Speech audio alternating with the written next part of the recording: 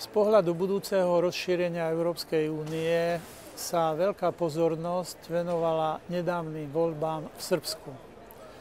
Toto očakávanie bolo spojené s tým, že Srbsko je už kandidátska krajina, tento štatút dostala nedávno a záujem európskych inštitúcií je, aby nová vláda a nový prezident, ktorí boli zvolení v Srbsku, pokračovali v tej integrácii do Európskej únie, ako to bolo v predchádzajúcich rokoch.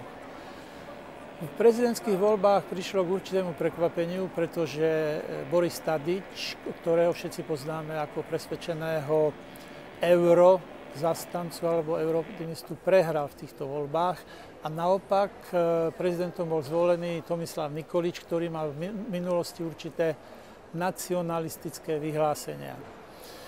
Myslím si však, že Európsky parlament správne vo svojich reakciách na jeho zvolenie nezvolí nejaké príliš kritické tóny, ale naopak rešpektujeme voľby, ktoré boli férové a demokratické, to je úspech.